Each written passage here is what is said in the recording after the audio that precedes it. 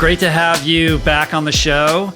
Welcome to the studio. I fondly recall last time doing this cramped in a tiny hotel room down in like Marina Del Rey near the airport. So appreciate you coming up here to do it again. No, thanks for having us. This is a lot nicer. Yeah, it's a little bit more comfortable, hopefully. And super excited about your book. Congratulations. Fantastic. Thank you. It's a great read. I found it to be super enlightening and instructive and helpful, and look forward to deconstructing it with you guys here today.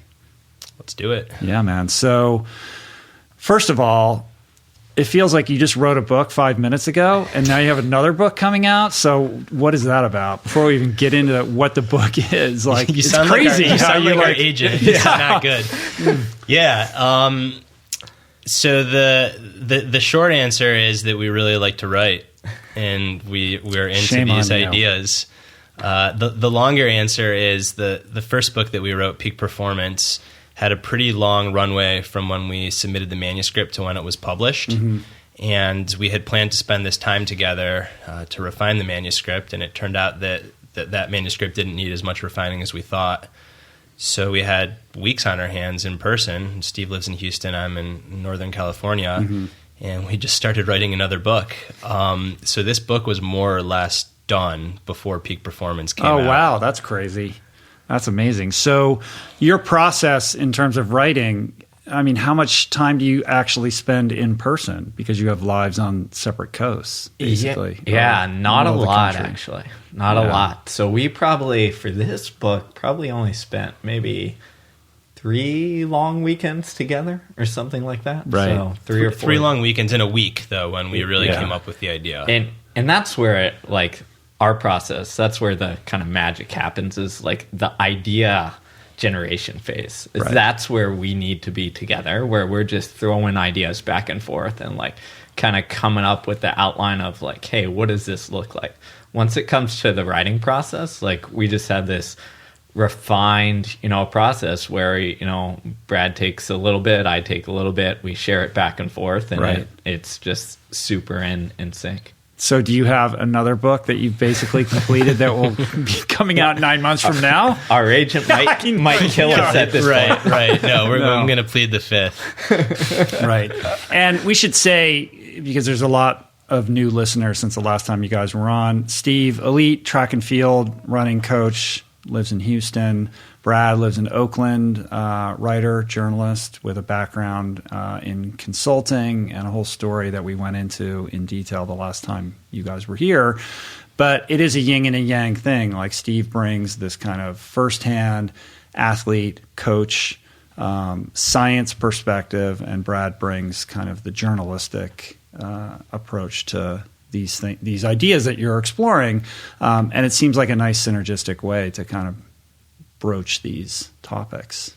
Yeah, it's worked out well. I mean, it's worked out well if first and foremost we judge by the fact that this has been super fun and we get paid to do stuff that we love and we like working together. So yeah, it's cool. We're fortunate. All right, so the passion paradox, right? I think this is very much of the moment. We're in a culture where we talk a lot about chasing our passion, finding our bliss, living our most authentic selves, our best selves.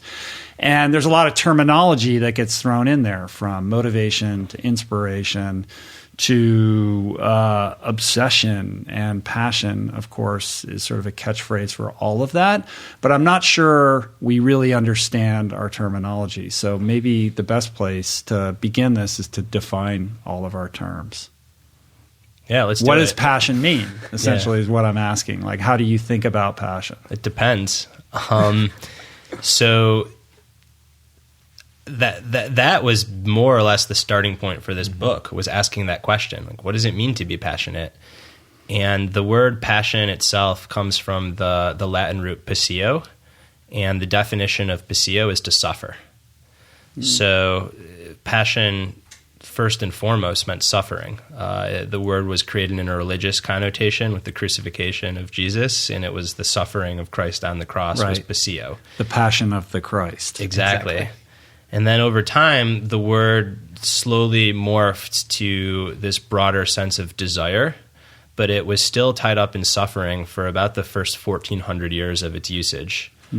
Only more recently was passion something that one would want to strive for, or that would be linked to a good life. It's a weird twist. Like, what caused that change in the way that we perceive that word? Do we know, or?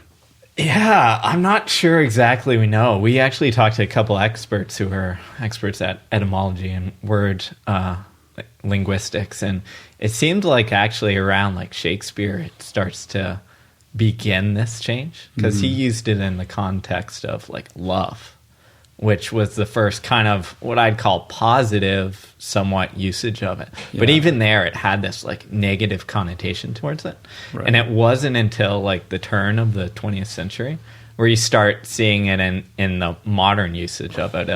Like, hey, you need to find your passion, or passion is something that is good, that is something that we should search for. And it really wasn't until, probably 1960s, 1970s, where we see this whole kind of cultural change of like, find your passion. Yeah, it's so interesting. But I think there's something to that Shakespearean perspective, because it seems to make sense that kind of pain element can be built into this idea of what it means to feel strongly, right? Because pain and suffering are really not a very distant cousin to these strong emotions around love and how we think about passion today, right? They're just a shred. They're just a little tweak to one side.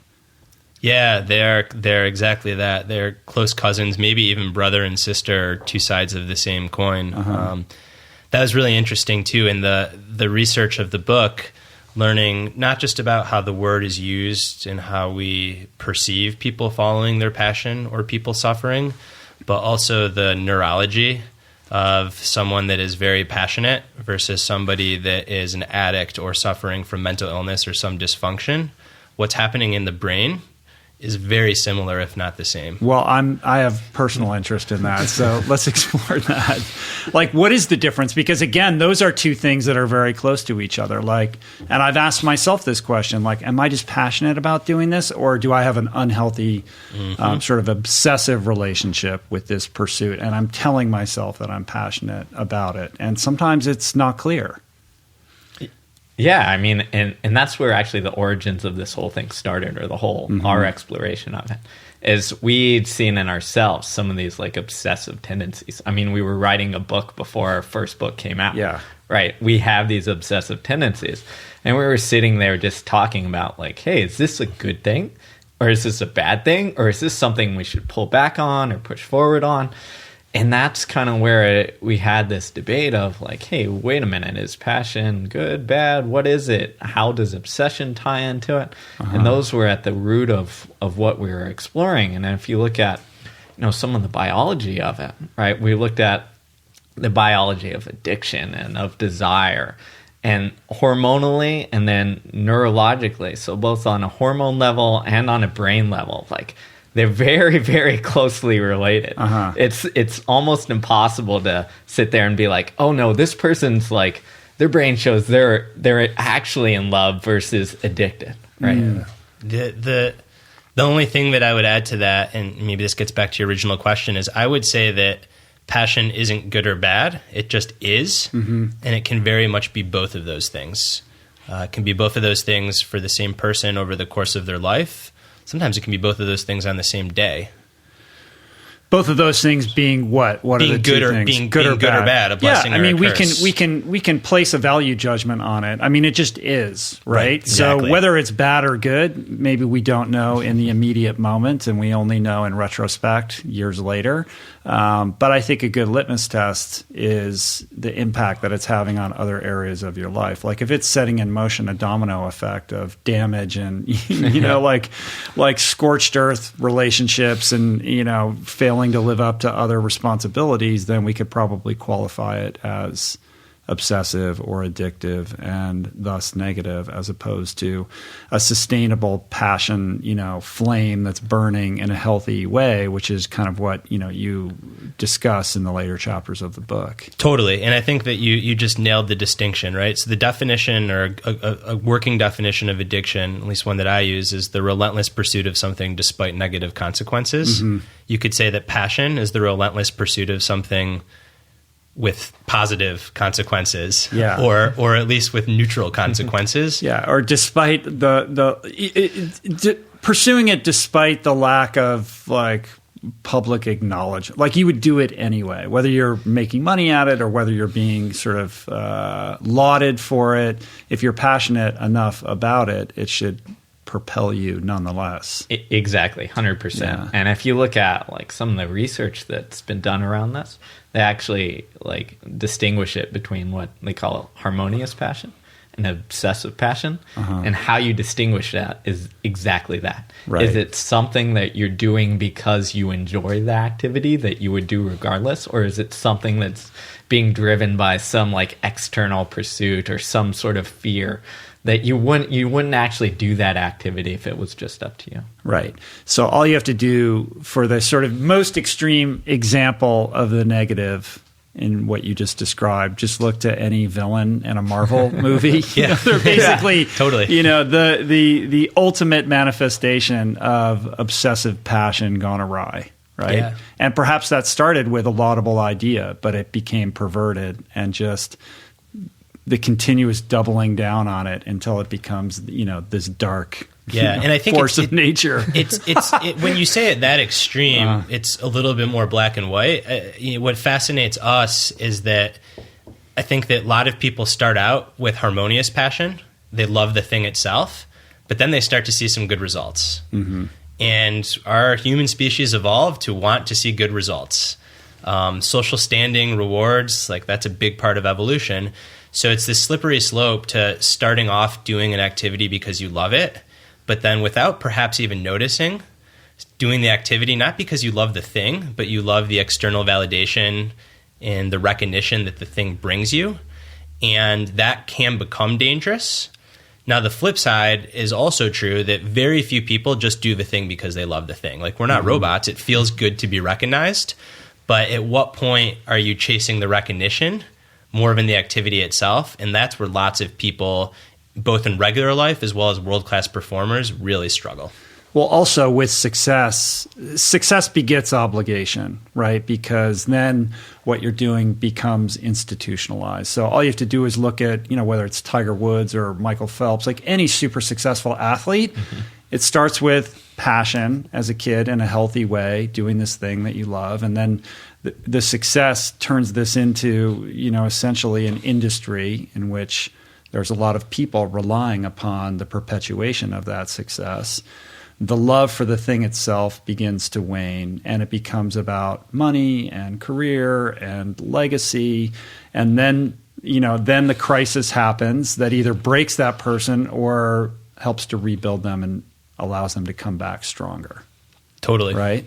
I mean, that's kind of you see that archetype getting played out and played out and played out. And, in my personal experience with this podcast, this began as a tiny little thing, and now it's a thing, right? It's not the biggest thing in the world, but it's a thing. There's people that help me, and they're here, and you guys are here. You and we're flew stoked here. to be here. There's lights. We're filming this. This is not how it started. And you don't think we feel the same way on the other side of the mic, right? We're two young guys that wrote a book because we like writing, and suddenly people are buying our book, and you want to have us and talk to you. What does that mean? And what does it mean? We know what we're doing. Right. And now you have an agent, and your agent says, well, what's the next book? And then it's the nature of the thing itself inevitably changes, right? And what does that say about passion, or what passion means, or the quality of passion that is underlying everything that you're doing and why you're doing it? Yeah, exactly. And I think the other thing that is really important or interesting is it's also your relationship to that activity, your identity being tied to it as you have success. We found, talking to a bunch of different people, it's that moment where you go from, oh, I really enjoy this, I'm really passionate, then it almost transforms to this is who I am. You know, I'm Steve the runner because I was good at running. Right. Or, you know, you're Rich Roll, the podcast guy, because this has blown up. And it's people know you by that. But then you yourself started identifying yourself only in this regard. Yeah. And I think what we found is that kind of spirals this passion thing towards a negative, almost obsessive connotation, because then it becomes like, oh, if, you know, Brad and I are known as writers and we write this poor book, now it's just not like, oh, we failed at writing, we're not good at writing. It's, no, Brad and I failed, right? Right. So it's like that you time. are failures. Yes, exactly. Yeah, well, once you become associated with a certain thing and you're successful in that regard, then your identity becomes calcified around it, and then you feel this pressure to live up to it. So if this book is super successful, maybe you have the ability to say, well, I'm never going to write another book again. I don't feel like it, or whatever. But then you would inevitably find yourself butting up against that sense of dissonance with this identity that you work so hard to create, right? It's a weird thing. I think so. I'd like to think that if it got to that point, and the reason that it's like, nope, never writing another book is because didn't want to write, I'd like to think we'd have the guts to do it. I think that we still like to write, but that other stuff is still there. So in the book, there's this section on harmonious and obsessive passion and how the two can take different forms at different times of someone's life. And personally, I just shoot for 51% of my passion to be harmonious. And as long as the majority is coming from I like the act itself, then I'm fine getting excited by other things. Because when I was researching this book and writing it with Steve, I got into this phase where I started like just getting stuck in my head and like judging myself. Am I just doing this because I want to sell books? Am I just doing this because I want people to take me seriously, or do I actually like writing? And Steve's been real helpful at this. Just the two can coexist. So long as the fuel for the activity is the predominant one, you should be in a pretty healthy relationship with the thing.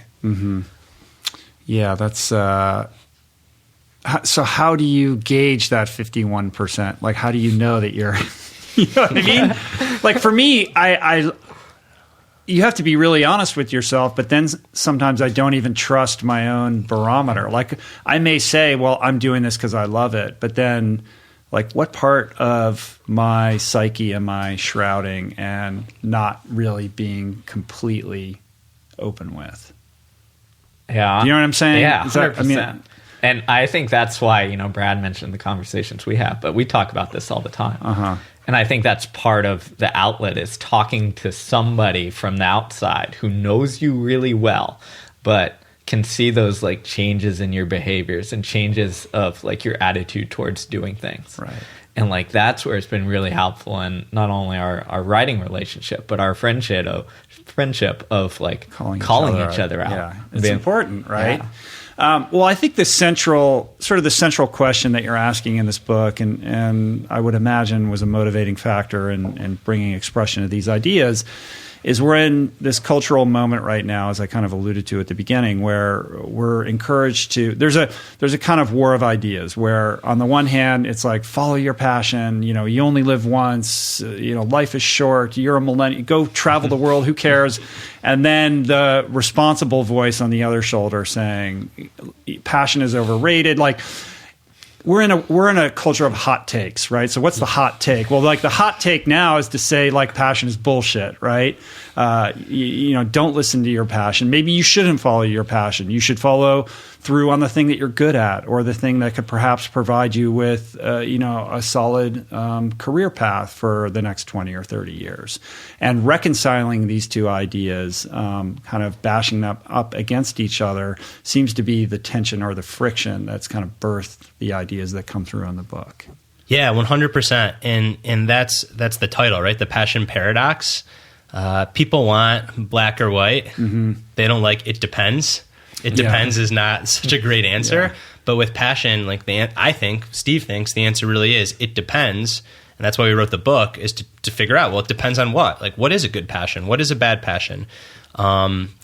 It can absolutely be reckless to pursue something that you have no business pursuing financially for your relationships, but it can also be reckless to stay in the same old rut that you've been in.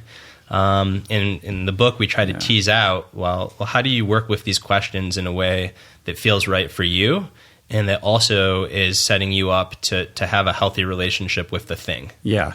In other words, this subtitle for this book could be like how to follow your passion in a very respectful, responsible way that your parents would approve of. I mean, maybe. I don't know about that. No, but I'm kidding. I think, but it is like responsible being a responsible, passionate person. Yeah. You know what I mean? And stuff comes out. So one clear example of, I guess, maybe is like responsible, passionate person.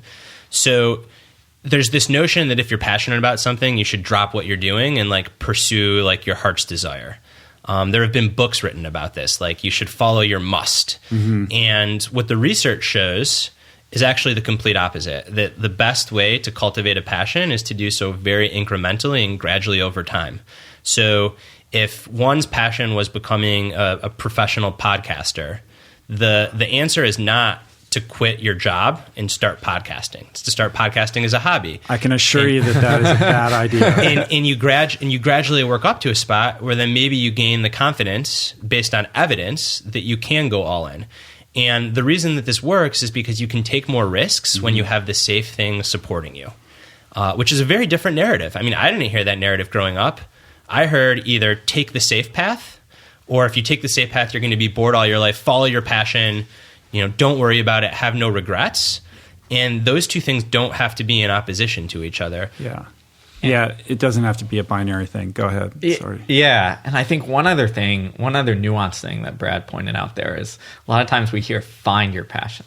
And that implies that there is something out there that you're going to be passionate about. But I think what we found and what we're trying to get out is it's not about finding it, it's about cultivating it, right? It's not that, hey, the moment I start writing, like I'm going to be deeply in love with writing. If you asked me 10 years ago if I was going to write a book, like I'd been like, nope, no way. Like I hate writing, don't want to do it in school, anything like that. But now I love it, enjoy it. And part of that was like a process of like writing blogs and articles and like coming to enjoy that. And what the research clearly shows is it's not like a soulmate where there's one passion out there that you can find. It's that you can cultivate this in different things that you're interested in. So what we really suggest is almost become like serial dabblers and like look at different things you're interested in and try them out. And if they have that fuel to become a passion, like you'll become aware of it and you'll cultivate it.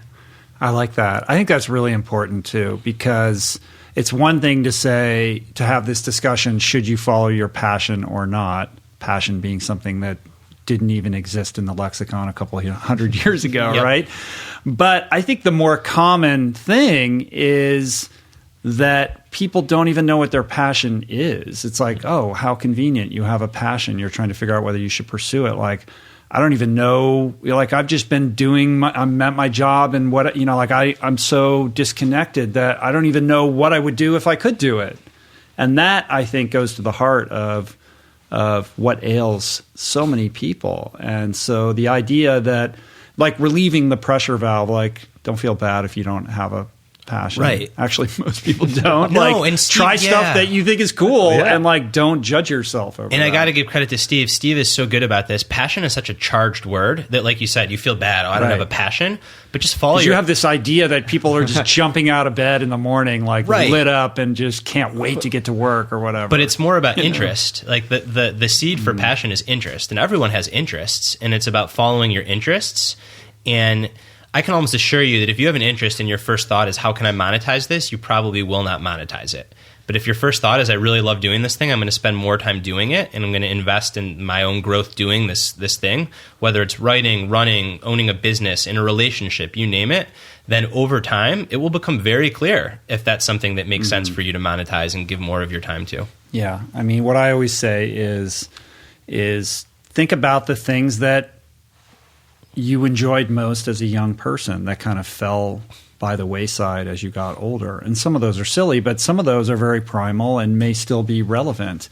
And it's not about monetization or quitting your job or monopolizing your time. But if you can recapture one of those interests and breathe a little life into it as an adult and just fan that flame and do it simply because you enjoy doing it, that's the win in and of itself. And should that lead you on a path that tweaks your trajectory going forward professionally, then that's gravy, but it's not necessarily about that. Yeah, it's you nailed it. It's a two-phase process. So there's that, which is doing it, not thinking about success. And that you're most likely, like I said, to have success. Success, monetization, that should all be a byproduct. That shouldn't be the end goal. So that's the first part of the book, is outlining, well, how do you do that? What's the process for cultivating your passion? How do you know when to pull back? How do you know when to push forward? Then the second part is, oh, wow, like I've got some success. Then it's everyone just says, well, follow your passion. Well, then it's that slippery slope to craving and need more success and need more followers and more money and more recognition. So then once you have the success, well, then how do you nurture and nourish your passion so it stays harmonious? So like the way that society looks at this is ass backwards, right? It's find your passion, doesn't work like that. And then it's like, oh, when you have passion, just like follow it with reckless abandon, you're crushing. Like, nope, that's a slippery slope to craving and suffering and anxiety and depression and burnout and all sorts of bad things. Right. And that's something you experienced in your personal life, right? Yeah. It's I don't know how much of it would necessarily be related to the passion itself. But I'll step back for a second. So I'm in recovery for obsessive compulsive disorder, which is a really misunderstood thing. I always thought growing up, obsessive compulsive disorder was like someone that needed to be super clean or super organized. You're just washing your hands right. constantly. And Steve, who's spent time at my family's house and with me, can tell you like I'm neither super clean nor super organized. But obsessive compulsive disorder is actually characterized by any kind of recurring intrusive thought that is accompanied by a devastating feeling. And these thoughts can hit you 10,000 times a day, just nonstop. And then the compulsion is anything to make that thought go away. So in the hand washing example, someone might constantly be thinking that they're dirty, they're going to get sick. And how do you make that go away? You wash your hands. And then the thought comes back and you wash your hands again. That's only one type of OCD. The type that I suffered from and occasionally still do is related to self-harm. So I have these awful thoughts that I should harm myself. And it's one thing to have a crazy thought, but they're accompanied by urges and feelings to really do it. And my compulsion was then reassuring myself. So in my mind, trying to problem solve and be like, oh, well, I would never do that. I have no reason to be feeling this way. I should be happy. But the circuits in the brain just go totally haywire and you get caught in this vicious cycle. And that hit me about 2 months after Peak Performance came out. Yeah. I don't think that it had any relation to the fact that the book was successful. I do think that I'm a very dopamine-driven person. I'm very excitable. Good conversation excites me. Doing well excites me. Writing excites. Like I exist in excitement, and excitement is fueled by this neurochemical dopamine. And a lot of research on OCD shows that OCD is just like the dopamine circuits going totally haywire. So my psychiatrist can't say, like I can't say, no one will really know. Maybe I was predisposed and this would have happened regardless. But a story that I tell myself is that when that book came out, there was so much dopamine going on because I was just excited. I was having conversations like this. Things were great. That eventually the brain just short-circuited it, and it was like from that to just the worst experience in my life. Yeah, you described it as, it's called Pure O? Yeah, Pure O. What does that mean? So Pure O is a way that clinicians and patients, people that suffer, can categorize it from other OCD. So the Pure O stands for pure obsessional. So I didn't have any visible compulsions. I see. It wasn't like I was walking my hands. My compulsion was, again, trying to problem solve or reassure myself. And there's nothing like a book release to set in motion, a cascade of dopamine activating activities like refreshing your Amazon ranking and all that kind of craziness that goes along with it. So it's not a surprise that was sort of the one thing I will say in case there are listeners that are either confused or maybe suffering themselves is that I always thought that OCD or anxiety was just like what I used to experience as anxiety at like 100 degrees.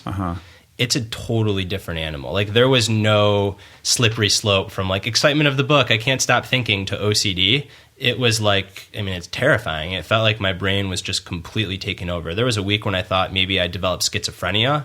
I mean, it was literally losing your mind and having just enough insight to know that you lost your mind. Fucking terrifying. So thankful that I have health insurance and that I was able to get help, that I have a supportive family. And now I'm here having this conversation about it like it's this crazy thing. But when I was in it, I didn't know what was going to happen. It was really scary. Yeah, the irony of being the guy who co-wrote the peak performance book, about like how you mentally approach performing at your best, to then have this, succumb to this kind of episode. But then I don't know how much time passed after the acute phase of it, but you decide to share this and you write about this for Outside. Yeah, that happened about August. That came out in March, I think. So about 8 months after the onset. 8 months after.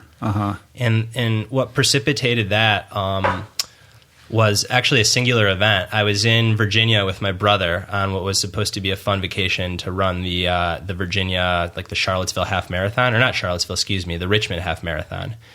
And I was just having a miserable time with OCD that weekend. And I was supposed to be there with my brother having a good time. And like all I could think about was driving the car off the road. And it just fucking sucks. And I remember being at a coffee shop and pulling up my email. And I had like 4 emails from 20 to 30-year-old guys that are in the spirit of, you're only 31. You wrote this kick-ass book. You've got it all figured out. How do you do it? And I'm sitting there with that stuff going on in my mind, and it just broke me. And the cognitive dissonance and the distress that caused was almost as bad as the OCD itself. And at that moment, I'm like, I just can't live like this. So I either need to stop writing because I'm a total imposter, I'm a fraud, or I need to come out and own this. And the things that I write about are pretty personal always. So there was no if, ands, or but. And for a while, I'm like, maybe I just won't write. Like, maybe this isn't for me. And again, thank goodness a supportive therapist is like, no, like that's the worst thing you could do. That's giving into the OCD. Like, fucking own it. So yeah, I decided to write about it. It had the byproduct of helping a lot of people. But if I'm being totally honest, did I want to help other people? Sure. But when I wrote that, it was really more for myself, to just eliminate that total feeling of being a fraud. Yeah, the dissonance and the catharsis with that. But it had to be hard to hit publish on that. But I would imagine that's got to be, of everything you've written, I mean, that seemed to really connect with people in a profound and also a viral way. Yeah, and that's like the unintended byproduct thing. That story blew up and people were offering me book deals about that issue, and I'm like, whoa, like let's all pause. Like, I'm no person to be an expert. I just shared my experience. I think it goes to show that there are a lot of people, especially in the industry that I'm in, that Steve's in, that you're in, this like self-help genre, that just act like they have all their stuff together. Few people probably do, if anyone. I mean, that's why we connected, right? You've been so authentic. And I'll say this because it's really true. One of my core values is authenticity. And I was deciding whether or not to write the story. I know I've shared this with you in an email. And I said, what would Rich do? Rich would probably do it. I mean, that's kind of what you did in your own way. And then I did it. And nothing really changed. Like, I shared it. Didn't make the OCD go away. Steve, super helpful there as a friend. Steve's been through some hard things in his life. He warned me that when the story gets published, you're going to feel like you've like conquered it. You declared victory. Like, don't get trapped by that. Like, it doesn't make the underlying thing go away. And I felt good for a day. And then the next day, like, you suck. Like, you shouldn't have written this. Like, life's awful. But there is got to be something, warned, which was good. So like, I kind of knew it was coming, and I'm like, okay, like this thing doesn't just go away. And it took like a year of going to therapy once a week for the thing to go away. And it's still not gone. There is something about owning it and then sharing it publicly that is a pressure release, right? I don't have to deal with those emails anymore. Yeah. Now it's like you seem to have all your stuff together, and yet it also seems like you completely fall apart somewhat often. Like, yep, like now you're talking to the right guy. It's better. Well, yeah, that whole projection of like, how can I be like you? You're living this idealized life, is, it's weird when you're on the receiving end of that. I can't stand the word self-help. I struggle with the word authenticity because it's been so co-opted, et cetera. But these are all important ideas, right? Like, I don't consider myself a self-help person, really. Like, I'm just trying to have interesting conversations with people. I'm as flawed and as human as anybody. And as frightening as it may be, sharing our frailties and our flaws, I think, is what connects us more deeply with our fellow humans in this shared experiment that we're having. Yeah. I think it's incredibly important just to, like, get the message out there that, like, no one has it figured out. Yeah. We're all kind of muddling I got news through this for you. Thing. Yeah. Yeah. No one does. It doesn't matter how much of an expert. I've worked with some world-class athletes who are just, going into a meet are just jittery, anxious messes, right? Because they don't have it figured out either. Yeah.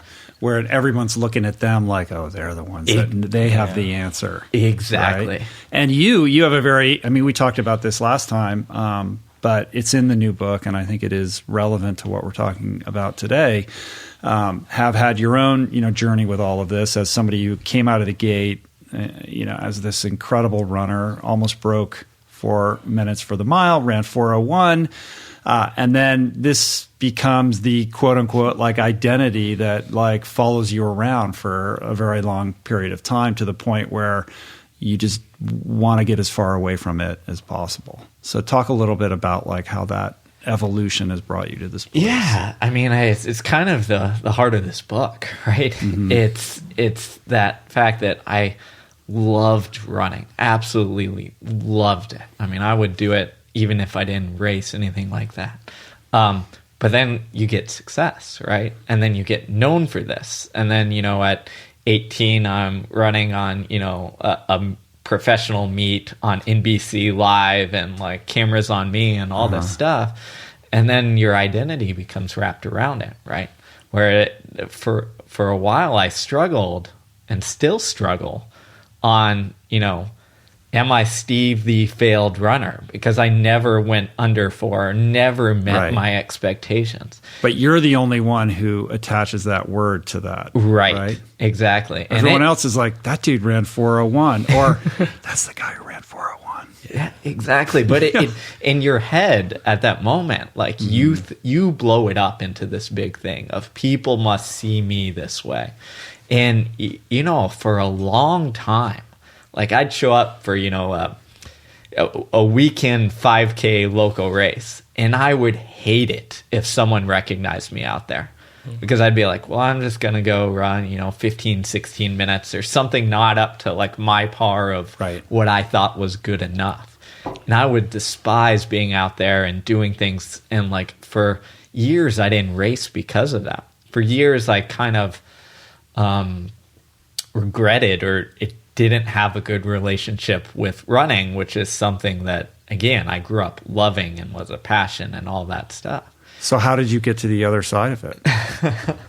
I think it's a couple-fold things. This first, where I really realized it is after I held the Texas state record for high school in the mile, and someone broke that a couple years ago. I remember like being there watching it and then being like, no one cares. Like, doesn't matter. Like, it's just like me in my head of like, hey, this matters. Like, you're a state record holder, like blah, blah, blah. No one cares. The headline in the paper the next day wasn't like Steve Magness no longer holds. Exactly. But in your head, you blow it up to this big thing. So I think that was like the end catharsis of it. But it was really, changing my relationship and getting back to like why I did this activity in the first place. And really from a coaching standpoint, that played a large role. Because I was working with, college kids who are 18 to 22 who are enjoying this sport. Not many of them are going to go pro or go to the Olympics or whatever have you.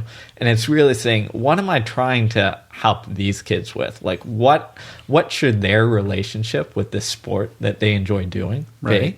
And, like, doing that with other people really brought it home of, like, okay, like, I'm trying to cultivate this in them. What do I want to cultivate in myself with that? In at a more meta level, it's almost like there's this surface level dimension where we're all playing this game where you win, you lose, you have success, you have recognition. And that stuff feels good when you're in that game.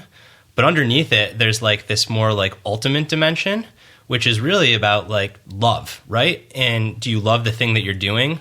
Are you connected to other people? Are you helping them? Mm-hmm. And it can be hard to exist in both those games at once. So there's nothing wrong with playing the surface level game and like we talked about, getting excited when you do well. But if you get completely stuck in that surface level game, that's when you can start to feel hollow and empty and the passion goes away.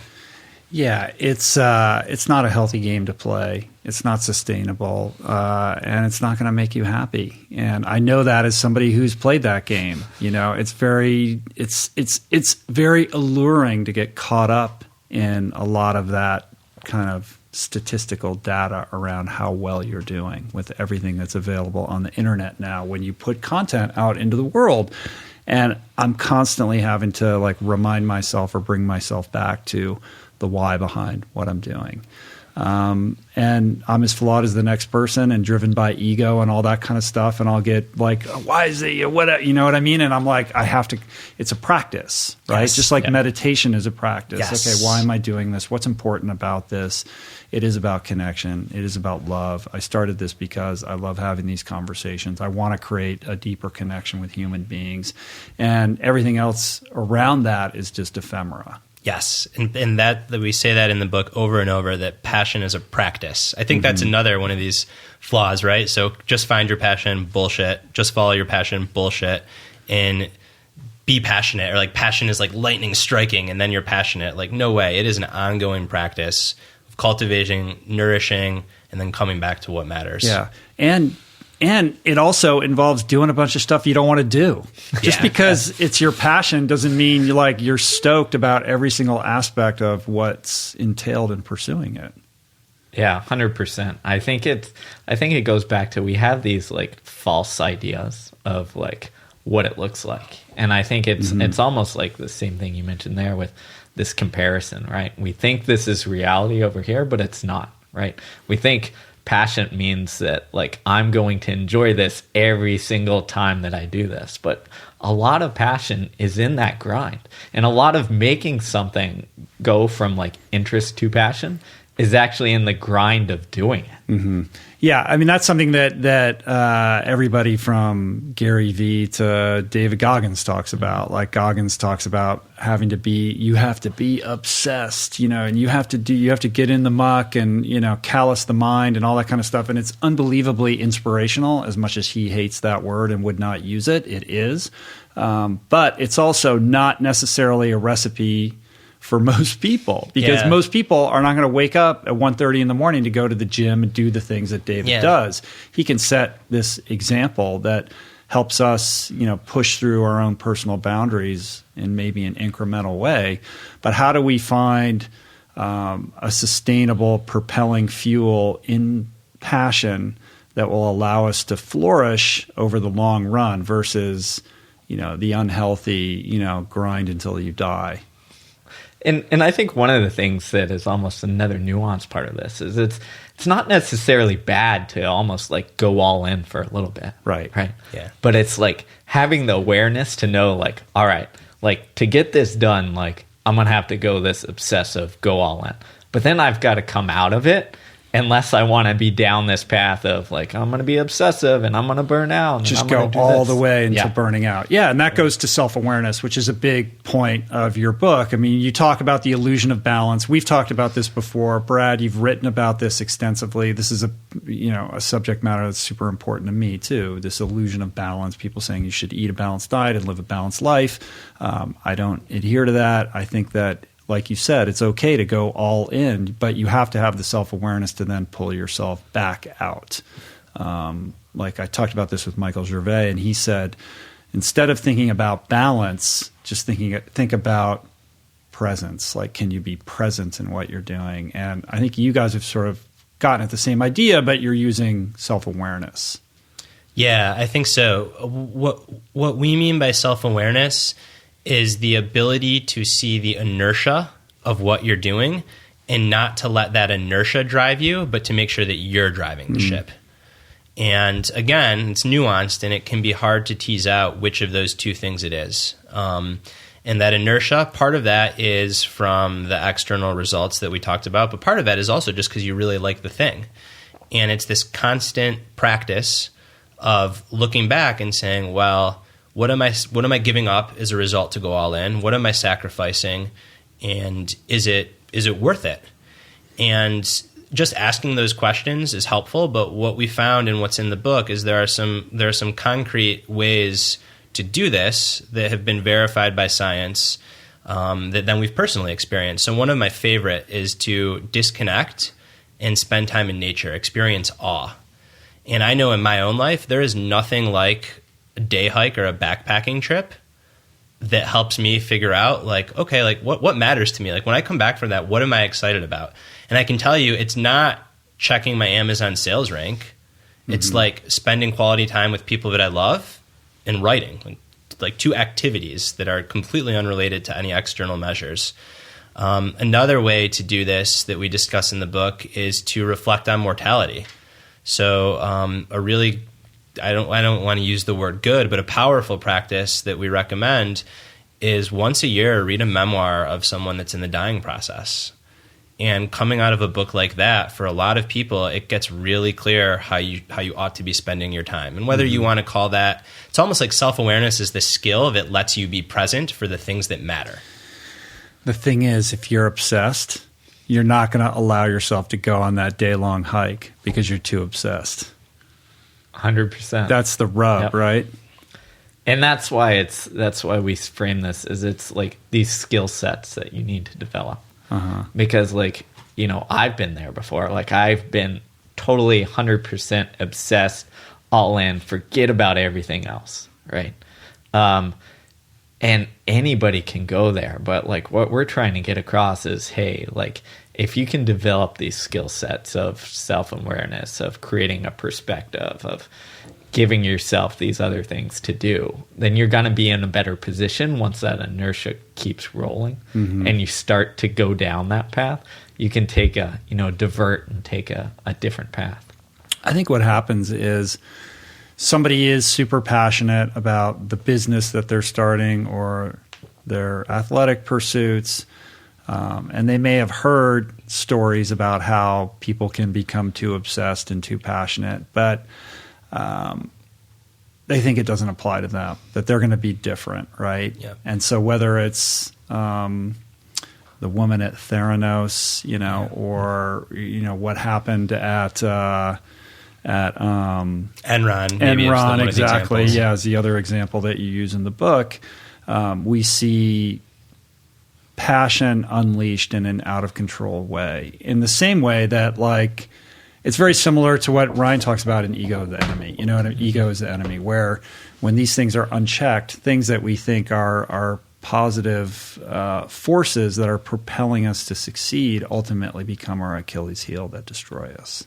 Yeah, and I think that's the important point to make is no one starts out thinking like, I'm going to be obsessive and this is going to be bad. Right. Everyone starts out, I'm like, I enjoy this. This is passionate about it. Right? But some people will say, I'm going to outwork everybody. Yeah, that's true. And that's how I'm going to make it. That is true. But it comes out of a place of I'm going to outwork people because this is going to be good for me. Right. Mm-hmm. No one thinks that I'm going to do this to burn out.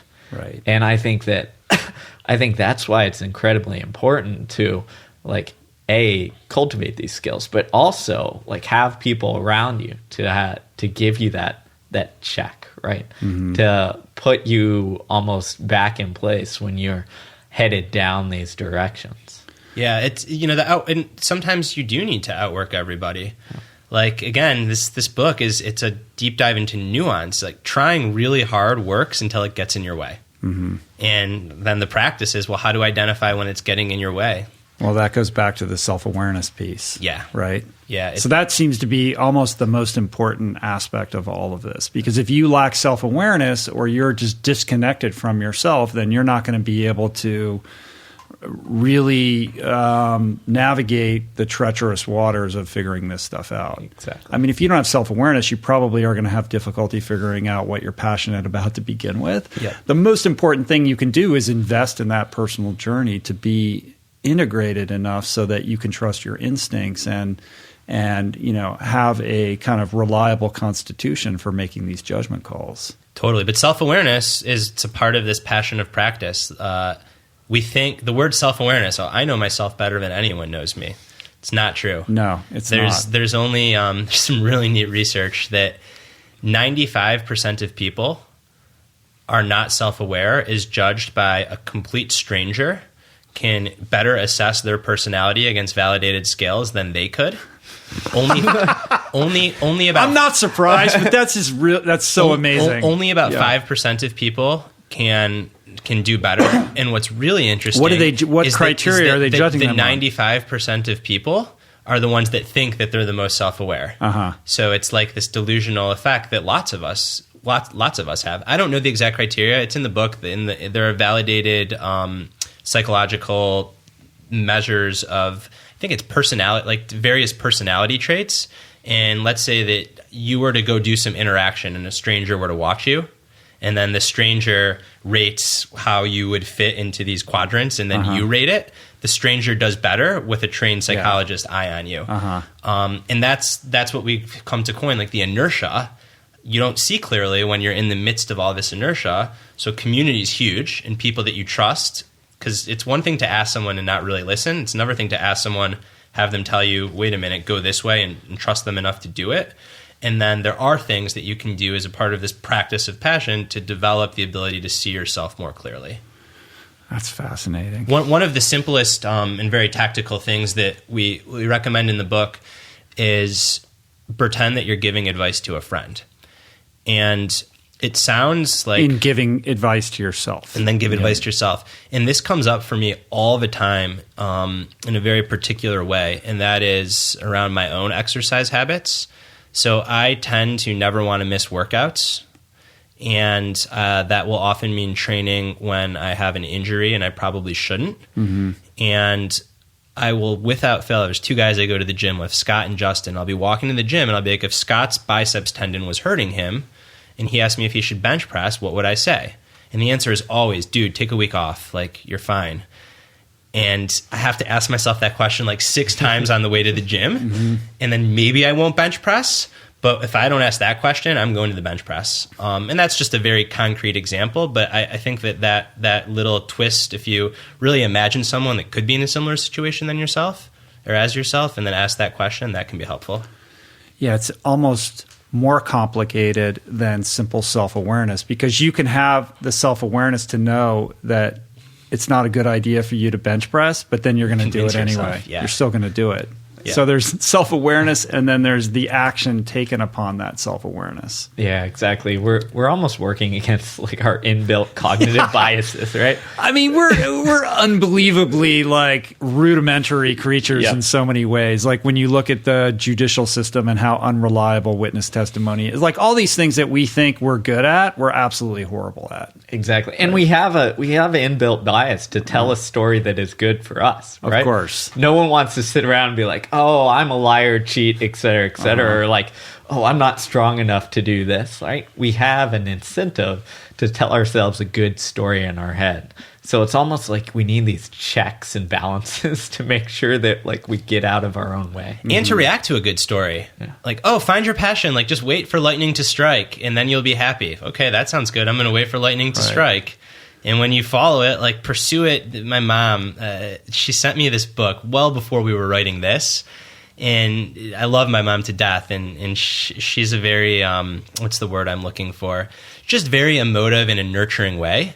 And she had this book of like passion quotes. And of course I pulled it out when I started on this project. And it's like, pursue your passion with reckless abandon. Like act as if you couldn't fail. The world is watching.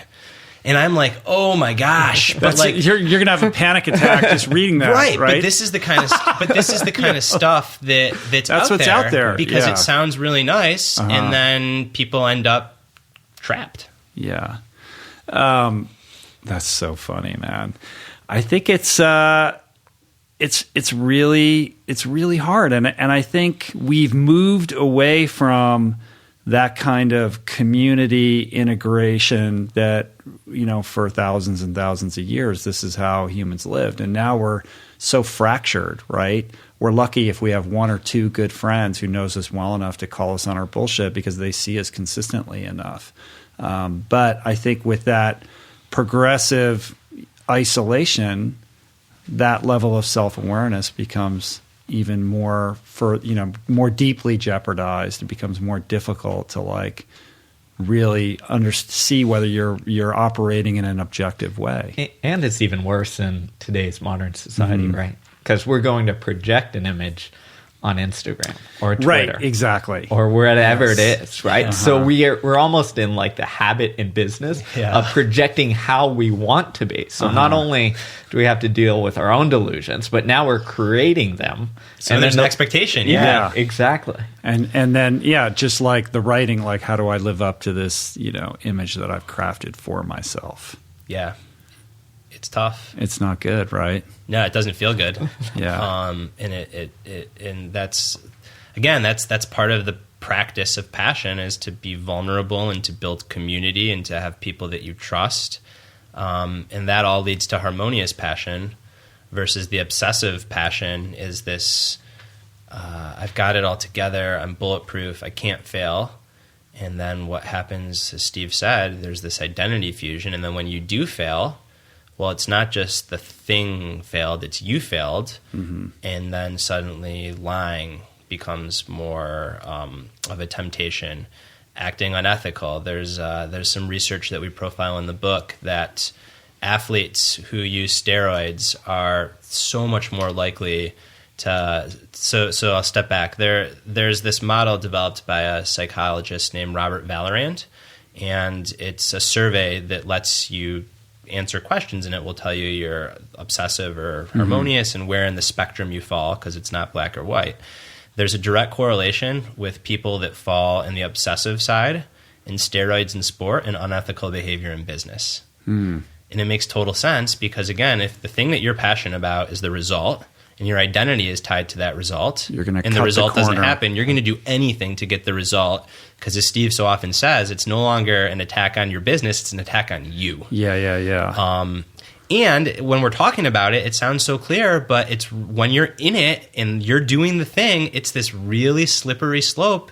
And sometimes without self-awareness, it can happen and you don't know it's happening, that you're going from harmonious to obsessive. Well, you see this on the day-to-day too, right? How many times have you gotten in an argument with a friend or your spouse or your boyfriend or girlfriend, and you go into that defensive mode where it's oh, they're attacking me. Yeah. And it's not about the argument anymore. It's about you winning this so that your ego can and your sense of self can. That's that's every political argument or kind of the diet wars that you see. Brad, we've talked about this too. It's become so tribal and polarized. I just don't even want to be part of that whatsoever. Don't talk about religion, right? diet. Because it's people so self-identify with their tribe that any kind of cogent, objective discussion is impossible because it is so personalized. So an attack against this idea or argument or perspective becomes an attack on who you are as a human being. And that, of course, is going to make you defensive. Exactly. And that pushes us more into our own tribe. Right. Yeah, exactly. Because then you're just... Yeah. And then on social media, you signal to that tribe to make sure that they know that you're a member in good standing of that. So those arguments are about making sure that you're affirming your membership in that group much more so than they are about changing the minds of somebody who's outside of that group. Totally.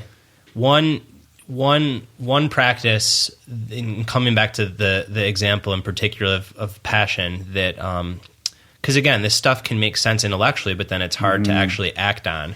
One practice that we recommend in the book that we heard from just about everyone that we interviewed that has had a long career and stayed harmoniously passionate is this notion of very swiftly returning to the work itself. So if you have a huge success as a writer, celebrate the success, because there's something to say about celebration and joy. That's important. But then don't take too long before you get back to writing. And the same thing after a failure. Like, it's okay to be sad and to grieve a defeat, but then get back to the thing itself. Because in the case of a victory, getting back to the thing is humbling. And in the case of a defeat, getting back to the thing is like, well, I like this thing. You know, I'm doing it because of the activity, not because of the result. And it literally, it prevents your brain from grooving in those neural pathways that are associated with validation, bestseller, Olympic medal. It's nope, running, like back to the activity. This is what I like.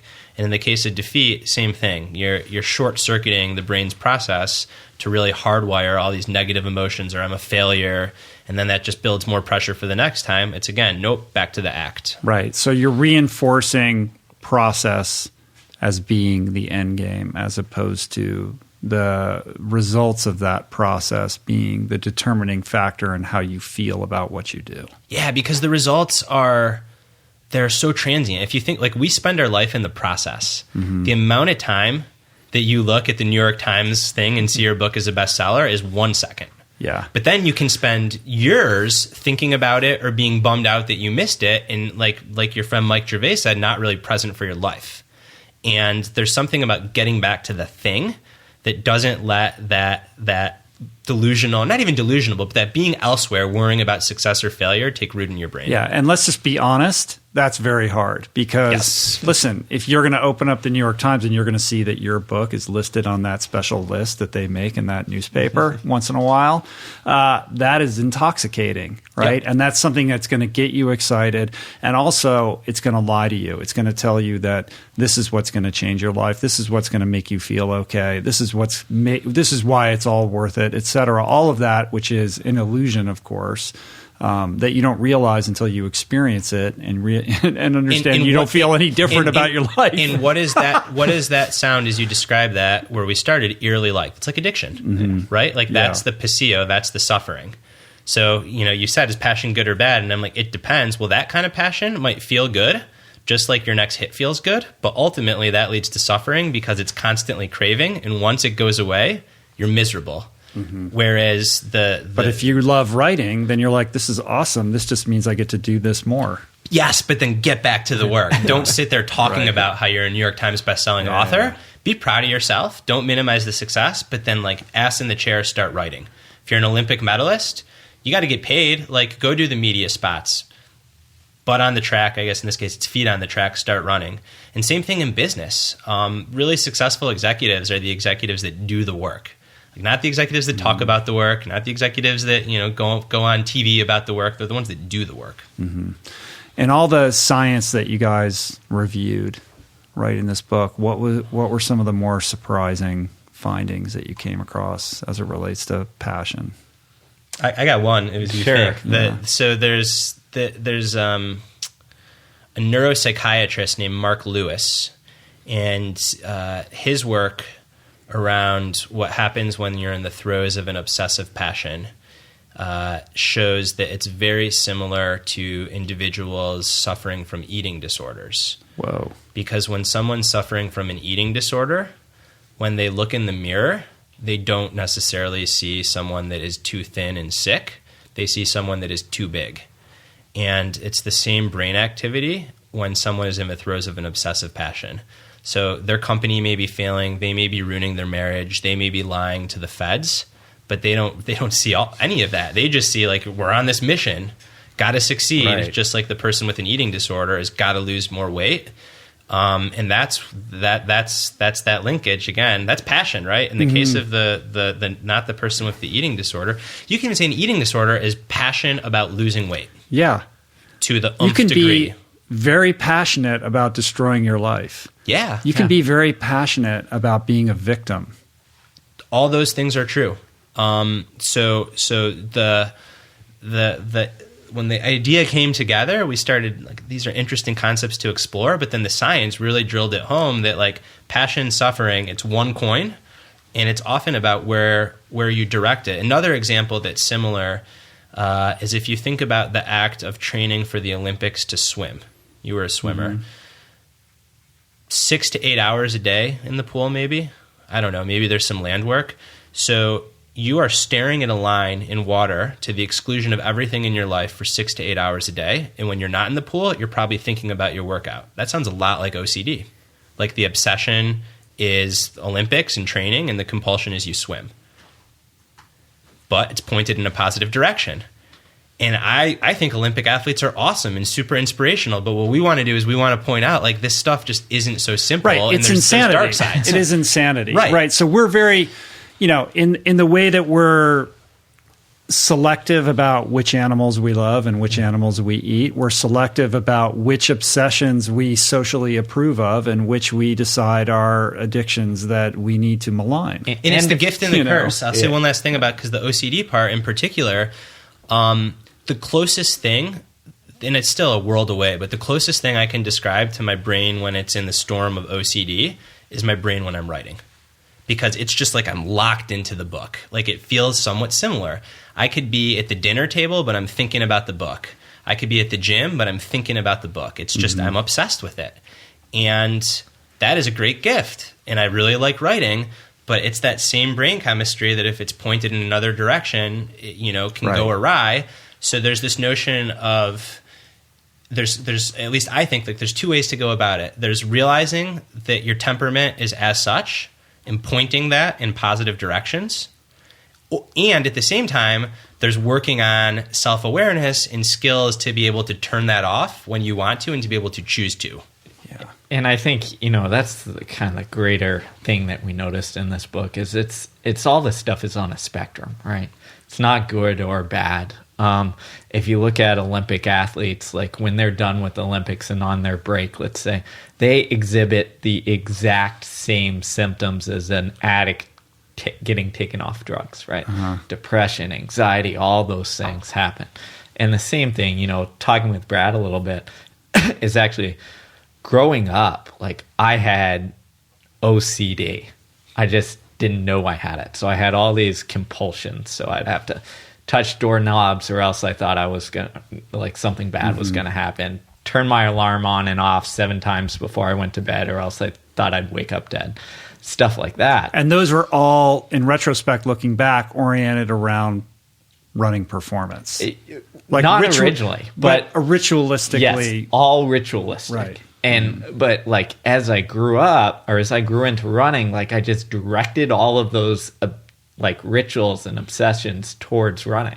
So running, the training for running itself became obsessive compulsive. It was like, I have to go out for this run or else like I'm going to have these horrible anxiety, et cetera, that's overwhelming. So I'm going to go out for this run. So I think when we look at that, and if I look at other athletes that I've helped out, like if you look at them, a lot of them are on that spectrum of having some sort of obsession and compulsion to have to do it. Yeah. I mean, you almost have to have some degree if you're going to go out and run, 120 miles a week, right? Yeah. I mean, I've manifested certain aspects of that. I mean, I relate to that a lot. Like I would have to be the first person to arrive for a morning workout. Like little, just things that are meaningless, but to me is like, oh, I wasn't the first one here. And then I had a certain way I had to wash my bathing suit. Like after I was done, that had to be done in a certain way. It was completely OCD and insane. Right. But you trick yourself into thinking that these are related to ultimately your performance later on. Exactly. And it's that like inner mind game where you're like, no, I have to do this because this is going to help me perform, or this is good. This is why I'm good at this. And if I don't do this ritual, if I don't follow this, then I'm not going to be good at it. And as somebody, sorry, go ahead. But I was just going to say, in that sense, it's almost like accepted. Right? Because it's like, oh, this is for he's good. Driven. He's driven. And we tie it up into like, oh, that person's just really passionate about running. He's just super driven and super intrinsically driven. Like, I don't have, if you were asked to coach, or if you were asked to ask my coach at that time, like, I don't have to worry about him. He's going to do his workout. He's going to get everything done. And it's all in this positive light. But if we frame those same behaviors in a different context, we'd like be like, oh, that's negative. That person needs this help, and this person needs to go do this. So as somebody who lived through that and who now coaches, how do you counsel your athletes when you start to see indicia of this kind of OCD behavior? Yeah, that's a good question. One of the things that I try and do is starting with that awareness and understanding of what they're doing. And if this behavior is like almost if they're in control of it or not. Because I think the biggest thing I saw with myself is that over time, it's almost like these OCD behaviors took control, right? Where if you didn't do them, then like extreme anxiety, et cetera, et cetera. And that's the definition, real quick, that's the definition, like clinical OCD, the definition is like you totally lose control and it's just nonstop, 24/7. Right. So I think it's important to say like these to me, these are still on spectrums because I've always been super ritualistic. But then like for 16 hours a day, like when I was in the thick of it, if I was sitting here, I'd look at that glass and be like, oh, I could just like jab that into my neck. And then massive anxiety. Whoa. So it's. I just want to be clear because I've become really cautious about like using those terms, but I do think that it's still the same spectrum because it's the same thing. It's just that this is in a way where maybe it's 2 hours a day, and then pathologically it's just nonstop. Okay, sorry, Steve. I just want to point that out. I think it's all on this extremes, right? It's like growing up, like even outside of the running context, like I had all different OCD classified behaviors, right?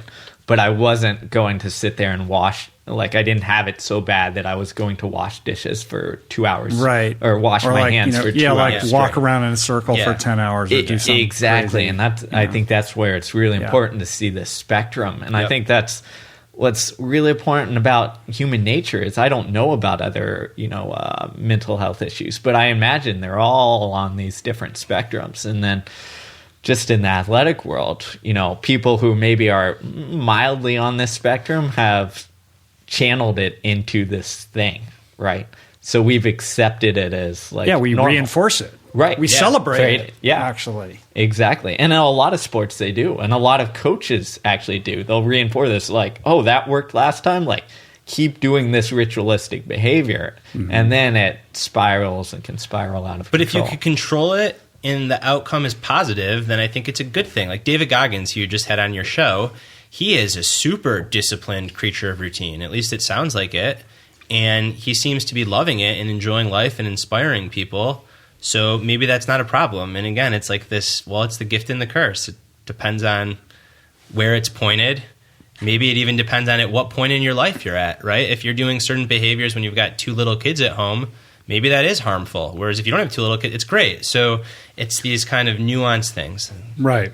And Steve, as a coach, though, when you do see athletes starting to demonstrate this kind of stuff, like what is the path to getting them to snap out of it or developing some greater self-awareness around what's actually going on? I think it depends on actually how severe the issue is, right? If it's just little things here and there, like you make them aware of it and you say like, hey, like, let's, if it's not a big deal, let's try this race over here in this safe environment without doing these things. Without tying your shoes 6 times in a row or whatever. Yeah. And that's exposure therapy. Like when I went through therapy, that's basically it. Like you expose yourself to the thing that you're scared of without reassuring yourself. In a low risk environment. Not at the big meet. No, not right off the bat. Low risk. Yeah. And I think that's the thing is you're trying to get, I call it like, you're going to feel this almost like anxiety from it because it's like your ritual. But what I want them to get used to is just to sit with it, right?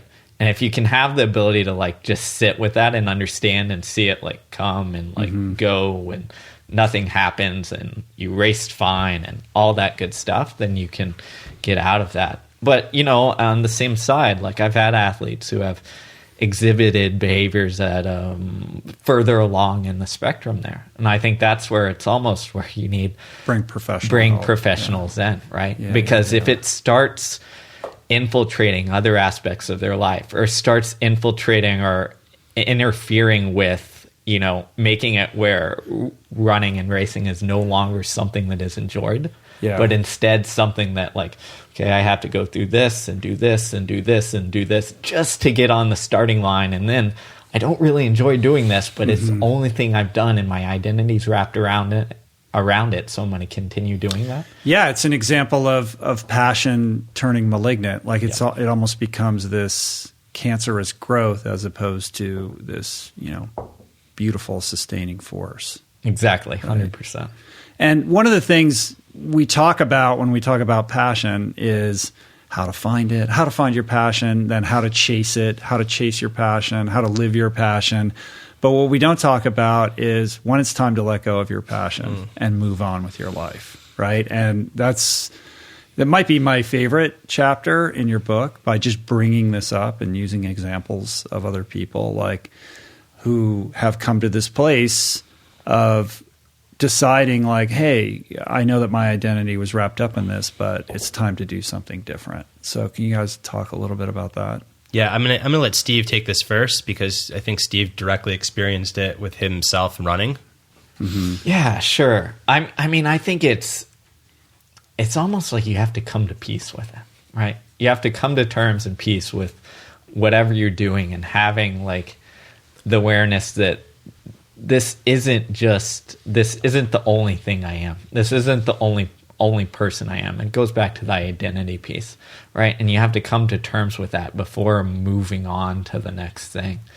And I think it's really hard, on an athletic level, especially, because if you look at athletes, when are they done? In their 20s, maybe if they're lucky, their 30s, right?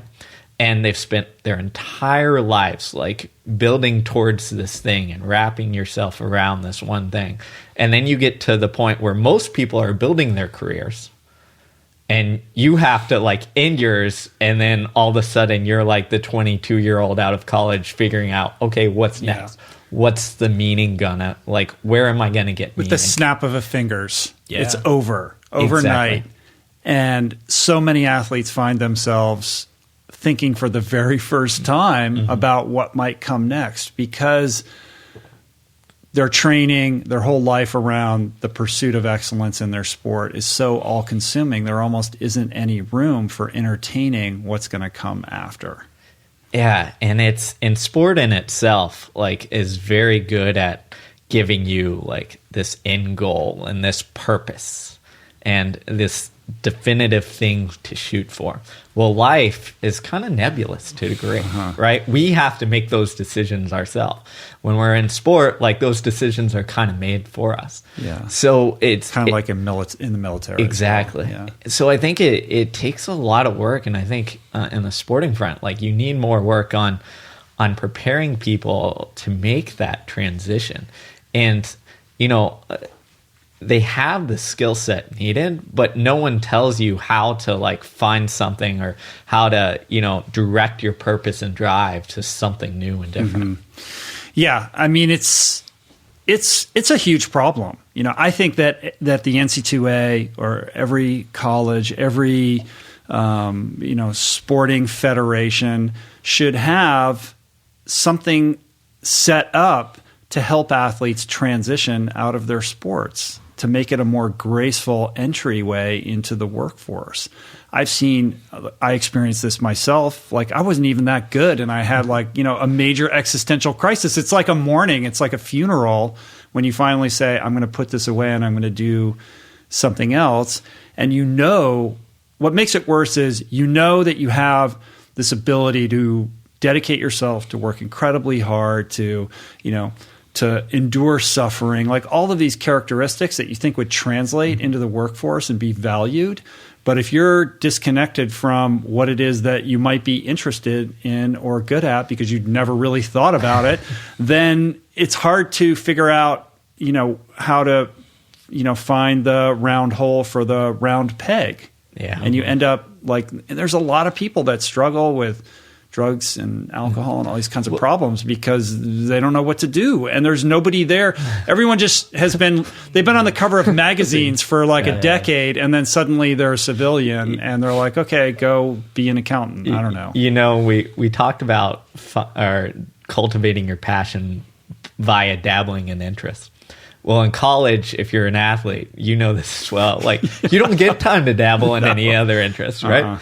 It's go to class and go to practice and compete and all that stuff. Athletes at the college level, they don't get to do the internships or these other things a lot of times. The year abroad. Exactly. To find things that hey, this might be worthwhile pursuing. So I think we could talk about the pros all day, but I think the college level, from transitioning from a 21, 22-year-old kid then to the workplace it's almost heartbreaking, right? Because you have all these kids who, the administration, the college athletics, athletic directors say, hey, go represent us, like go get on the magazines, go get on the TV, go get this publicity. And then, most of you aren't going to make it professional, but you're going to have to figure out something. And then you're going to be like, oh yeah, I have this degree in something that I took just so that I could stay eligible and have this degree. But like, I don't really know what I can do. Yeah. And what also happens is that, at least speaking personally, there's almost a sense of shame because you know what it's like to feel so plugged into something and passionate and driven and directed. And then suddenly that gets taken away. You can't do that anymore. But the bar is set so high in terms of what's going to get you excited about getting out of bed in the morning. And the chances that you're going to find a job that's going to give you that are pretty low, right? Well, just think of, compare the adrenaline, the dopamine of all that, of racing, like, a Pac-12 championship or NCAA championship versus going and saying, hey, like, I'm the lowest level, like, accountant at this company. Right. You don't get that hit. I mean, play it out in a sport where you can't really pursue a living, but perhaps you're the best in the world at it. Like you get an Olympic, you get an Olympic gold medal in fencing. You're the best fencer in the whole world. But then, I mean, I guess you could go like be in the movies, like teach people how to sword fight in movies. I don't know, but you're not going to be able to be a professional fencer and support yourself. So you're going to have to join the workforce. Like, how are you going to do that and do it gracefully and do it in a way where you feel good about the new path that you're going to be blazing for yourself? I mean, that is a very tall order. And if you're doing that alone, which you probably are, because there's nobody there saying, hey, we know this is going to be really rough, like let me help you. It's a disaster waiting to happen. So I think that there is no easy answer. As Steve said, it's really hard. I think something that hopefully this book and this conversation leads to more conversation is just around transition out of sport, particularly at collegiate levels, and how awful it is and like the human suffering that results from this. Particularly, and I'm going to go off topic a little, but like these kids aren't paid either. So like it's really pretty much a heist, unless you're the 0.5% that makes it as a pro. So that just pisses me off. But anyways, I think that there needs to be more help along the way in cultivating some other interest, and also helping people to see that what you do develop as a collegiate athlete is the ability to go all in on something. And that as a function can be applied in different areas. So coming out of school, you might not have the skills to go work in finance or consulting or writing, but you certainly have the work ethic. And I'd almost argue that the discipline and the work ethic can be harder to cultivate than the skill. So imagine if there were these transition out of sport programs where you had someone to work with you to identify certain areas at which you could use that drive, and that would be successful. And there are pilot programs that work with athletes to do just that. And it's really geared around entrepreneurship because it's the same kind of attitude that like you're representing yourself and like you're going all in. But those programs are pilots, and I think that they need to be the norm, or at least something like that. And rather than be like, you are a runner, now go get a job, it's you are a driven person that knows how to channel that drive. You can apply that to anything. Let's find something that you like. Yeah, I think it's important I think what you said is really important. The piece about recognizing the how do I want to say this? The self-control, like the idea that an athlete is self-directed, but that dictates that in the workforce, they need to feel a sense of ownership and direction over the path that they're taking. Like the athlete knows, I know what to do for myself to get this performance out of myself, and I'm responsible for putting in the work, and then I'm responsible for the result. Is very different from being the lowest rung on a team where you're completely disempowered. Which is the exact opposite of what that athlete journey is all about. I'm not saying that very. No, you're saying it well. There's a really there's a neat company. It's called Valor Perform, and it's a small startup. The woman that founded it, she's awesome. Her name's Sarah Milby. She played soccer at Wisconsin, I think. maybe not Wisconsin, but she played college soccer. And the whole business is built on, we're going to take former pro and high-level collegiate athletes and have them work in this Valor Perform, where then they're helping businesses on coaching on performance. So this company is like a year and a half old, so it'll be really interesting to follow. But a huge part of the mission is to only recruit former athletes. And then design an organization that is not a big bureaucracy, but that lets people have autonomy and control and push. And it's an experiment. I don't know how it will turn out, but I think that ideas like that are really good and useful, because I'm around elite athletes all the time, not as often as Steve, but like, you don't have to be a coach to know, like, these people are really driven, and if you point them at something, they'll be great and they can enjoy it because they love doing the work. The problem just is that, like, you abandon them on this island and you don't point them at anything, and then what ends up happening is they get a job in a big bureaucracy, and to both of your point, like, that can't compare. Right.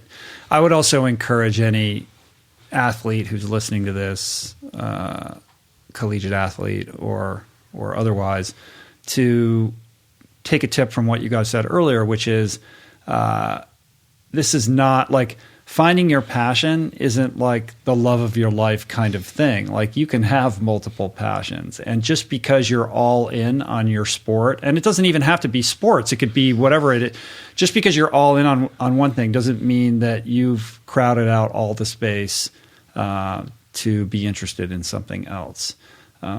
So try to cultivate a side hustle passion, you know, at the same time, so that you are planting those seeds for what your future life might become. So a great example of that is there's an Olympic swimmer named Tyler Clary, who's like now getting into stock car racing, like race car driving, which is something he was kind of doing. I'm sure I don't know enough about it, but I'm sure he's been doing it for a very long time. Probably loved doing it as a kid, but he's developed some skill and some relationships and some acumen in that world when he was still competing and racing and swimming.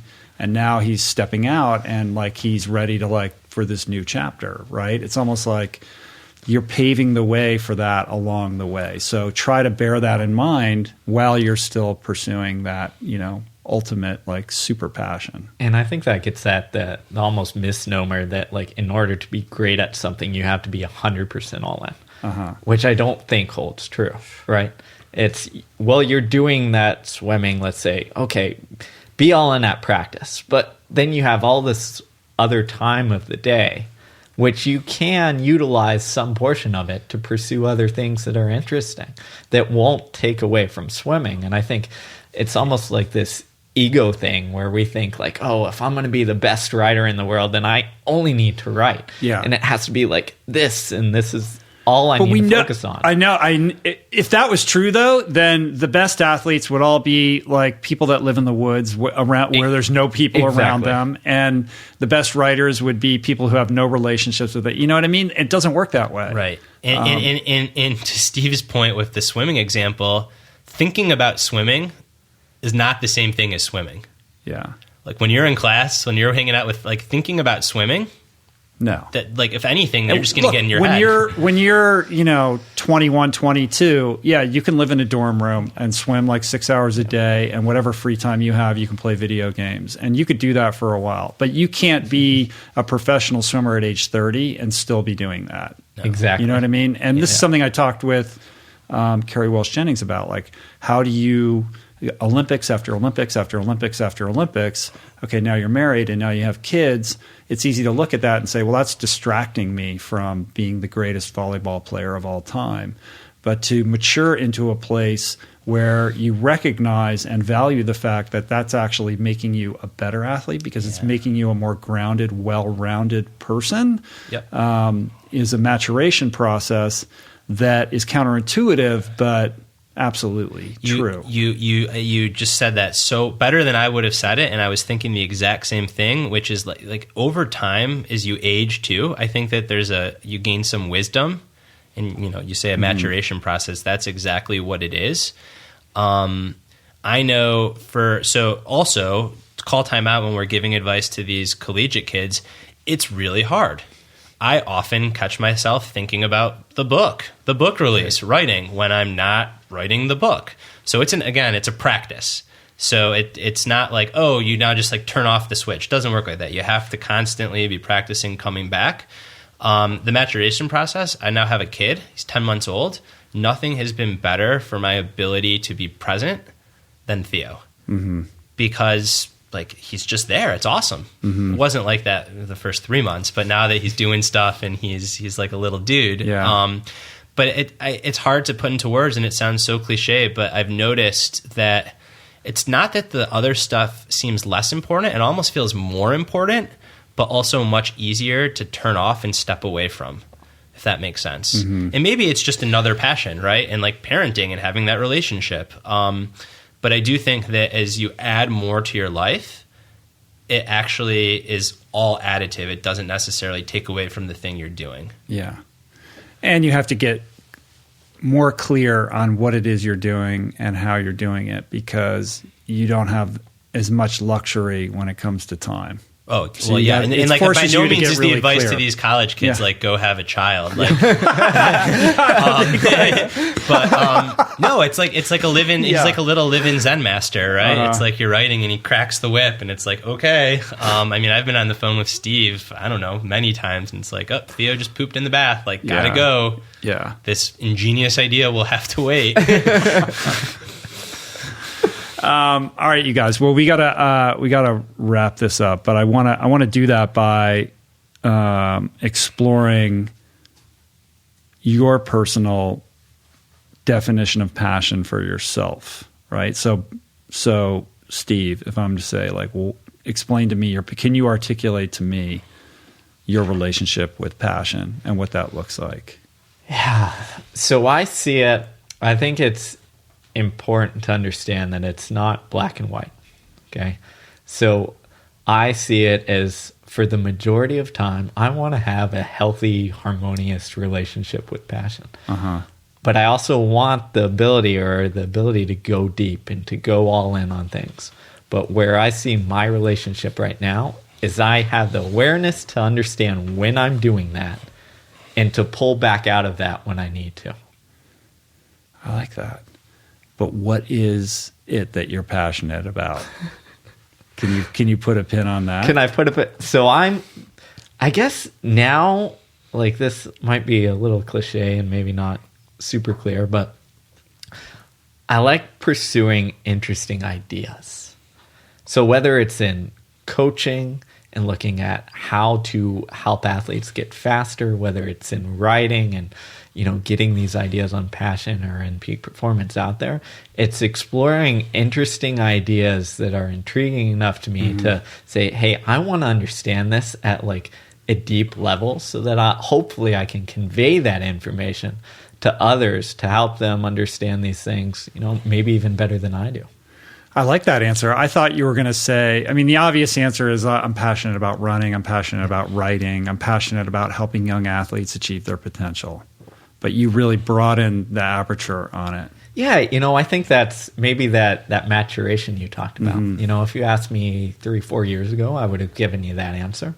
But as I've like branched out and have all these different interests in different places, I think that's the common theme tying them together, whether it's on like a personal one-to-one basis of working with an athlete, or whether it's on a basis of, one book to thousands of people. Yeah. It's all kind of similar of getting these ideas and trying to help people change and develop and grow. That's Brad. A tough act to follow. Yeah. The question's passion. What does that mean to me? Yeah. Yeah. I mean, look, you guys wrote this book about passion. So how do you think and apply passion in your own life? So, like, how do you define that? And is it, I guess, a question on top of that is it important to define it for yourself and be clear about what you're passionate about and what that means? So I think the way that I think the question's then twofold, right? It's how does one define passion, and then how important is it to constantly be clear?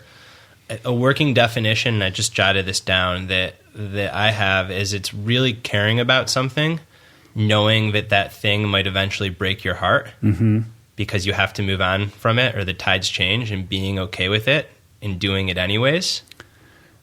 However, let me just interrupt you there. Yes, in the athletic context. But if you're... No, I'd say in any context. I mean, if you're a guitar player or something, you something that you could do your whole life. Yeah, but okay, so I'm thinking parenting. Like, eventually my kid's going to move out, hopefully. Right. Like, that might be heartbreaking. And even guitar, I'd imagine there's a point, like, where the skills start to fade with age. Maybe not, and maybe that's a good example. But you're going to have letdowns. Like, the more that you care about something, the higher the highs and the lower the lows. And still pursuing those things anyways. And doing it, though, with the self-awareness to, as Steve said, know when to choose, when, like, I need to pivot here. And then also having community underneath you, because the community helps keep you grounded during those highs and helps support you during those lows. Yeah. And I think that the community and the bonds that come out of a passion is almost as powerful as the passion itself, because it's in those relationships, like, that's what gives the life meaning. Mm-hmm. It's part of the reason we write books together. It's a lot of fun, and it's beautiful relationships formed. And for the person who's out there who is struggling to identify their passion, and we talked about this a little bit earlier, but like, what are some steps that you can recommend for that person to begin the journey or the process of trying to connect with something meaningful that could blossom into how we think about passion? Yeah. I would just keep it really simple. Yeah. Is go dabble in things. Mm-hmm. So put yourself inside your comfort zone, outside your comfort zone. Look at different things that, you might think like, hey, this is kind of interesting, as you pointed out earlier. Like, go to your childhood. Like, what were the things that, like, you would do when there was nothing else to do, when you're just like, okay, I'm going to go do this for a couple hours, right? Finding different things that were interesting or are interesting to you. Those are all potential passions, right?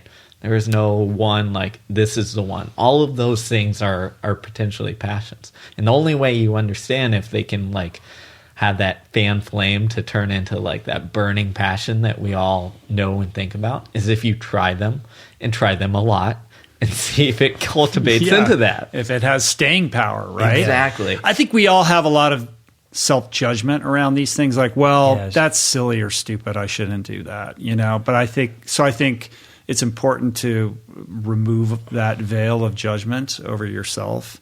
Like, hey, maybe you should, maybe it would be cool for you to be a puppeteer. Like, I don't, whatever it is, like, if that's your thing, man, life is short. Totally. And I'm so glad that you do the puppeteer example. I think of my Uncle Bob. He's a financial advisor, a stockbroker for 60 years, black suit, red tie.